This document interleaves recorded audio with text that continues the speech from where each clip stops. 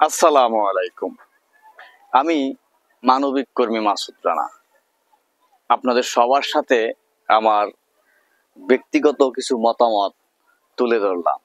ভালো লাগলে আপনাদের মন্তব্য প্রদান করবেন। গণভোট কি? বাংলাদেশের ম্যাক্সিমাম মানুষ জানে না আসলে গণভোটটা কি, গণভোটের প্রয়োজনীয়তা কি, গণভোট কেন হয়, গণভোট কেন দরকার। কথাটা লম্বা হতে পারে, ভিডিওটা লম্বা হতে পারে, আশা করি শেষ পর্যন্ত থাকবেন, শুনবেন। গণভোট দেশ এবং দেশের জনগণের স্বার্থে কিছু নির্দিষ্ট বা অনেক বিষয়ের উপরে হয়ে থাকে। যে পক্ষ সেই বিষয়গুলোর পক্ষে থাকে, অর্থাৎ দুইটা পক্ষ হয় বা আরো বেশি হতে পারে, যারা গণভোটের পক্ষে থাকে অর্থাৎ সংখ্যাগরিষ্ঠতা পেলে গণভোট হ্যাঁ হলে সেটা বাস্তবায়ন হয়, আর না হলে সেটা কার্যকর বা বাস্তবায়ন হয় না। এখন বাংলাদেশে যে একটা গণভোট করতে চায় এই আধুনিক বা আমরা তরুণ প্রজন্ম যারা আছি, এখানে কি আছে?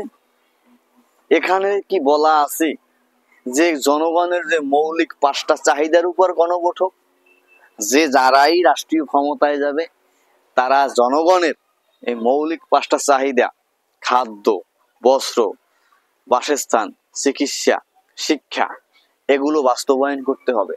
রাষ্ট্রকে উদ্যোগ নিতে হবে এবং এই জায়গাটাতে যারা দেশের প্রান্তিক জনগোষ্ঠী, অসহায় সাধারণ মানুষ যারা দারিদ্র সীমার নিচে বসবাস করে, তাদেরকে বেশি প্রাধান্য দিতে হবে।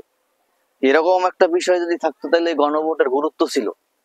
এবং যে গণভোটটা যে কিসের উপর হচ্ছে 80% মানুষ জানে না। আপনাকে বলছি, আপনাদেরকে বলছি, আপনারা তদন্ত করুন, গবেষণা করে দেখুন যে আপনার আশপাশে যারা আছে তাদেরকে আপনি জিজ্ঞেস করুন যে হোয়াট ইজ গণভোট। তাদের কাছ থেকে জানুন, আপনার মতামত তুলে ধরুন। দেখবেন ম্যাক্সিমাম মানুষ জানেই না গণভোট কি।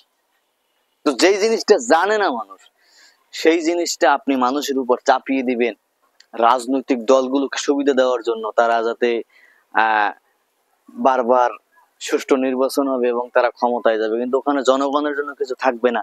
তাহলে ওই ভোট দিবে কেন জনগণ? ওই ভোটকে সমর্থন করবে কেন জনগণ? আমার বুঝে আসে না। আমি তো এই গণভোটে না ভোট দেব যদি এই গণভোট অনুষ্ঠিত হয়, কারণ আমি এখানে তো কোনো ইস্তিহার সম্পর্কেই ভালো জানি না। শুনেছি 4টে কি বিষয়, সেখানে আমি দেখেছি আমার সাধারণ জনগণের জন্য কোনো উন্নয়নমূলক চিন্তা রাখা হয়নি। যাই হবে ওগুলো সব ওই রাজনৈতিক নেতা এবং তার দলের সুবিধার জন্য হবে।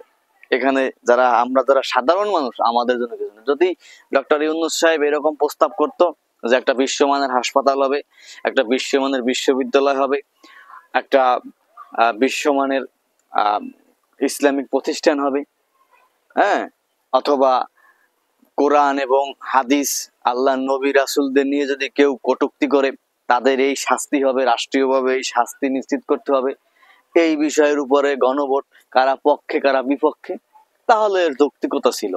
মানুষ জানতে পারতো, সঠিক ক্লিয়ার করতে পারতো। আপনারা তো গণভোটের মেসেজটাই ক্লিয়ার করতে পারেন নাই, তাহলে এই গণভোট দিয়ে কি হবে?